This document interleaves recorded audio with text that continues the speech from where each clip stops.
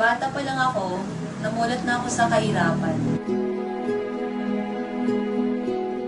Isa sa mga hindi ko makakalimutan, December 25, 2005 noon. Nasa palengke ako noon, nagbebenta ng mais.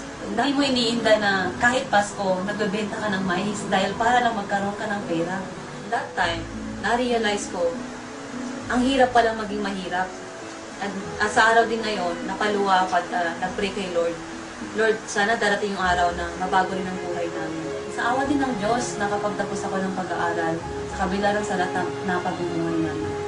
At syempre, sobrang tuwa ko naman dahil sa pagkakaalam, pagtapos ka na mag-aaral, ay makakatulong ka na sa pamilya mo. Pero nagkamali pala ako dahil noon, nagtatrabaho na ako sa Manila, pero kahit 500 pesos hindi ko may padala sa pamilya ko dahil nga sa sobrang liit din ang kinikita ko noon.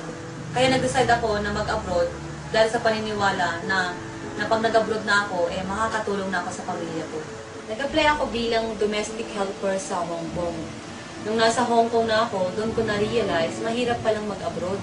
Lalo na kung milya-milya pa ang layo mo sa pamilya mo.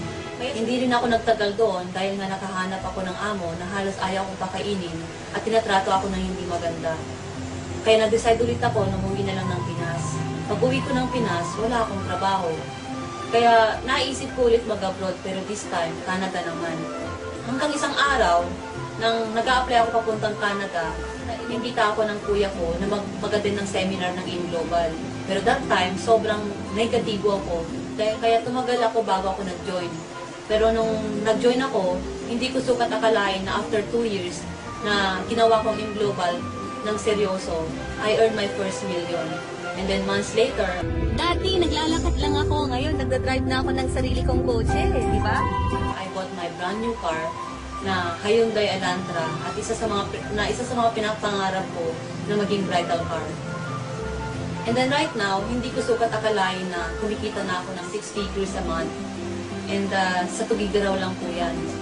At ang pinakagustong-gusto ko po sa InGlobal ay kasama ko po ang buong pamilya ko na kumikita po. Actually, ngayon po, lima po kayo magkakapatid na ngayon may kanya-kanya na pong sasakyan na dati po pangarap lang po namin. Napatunayan ko na hindi lang pala pag-abroad ang sagot para mabagong buhay natin, kundi meron din palang mga oportunidad kagaya ng InGlobals na pwedeng mabagong buhay at pwedeng makamit ang mga pangarap natin kasama ang pamilya natin.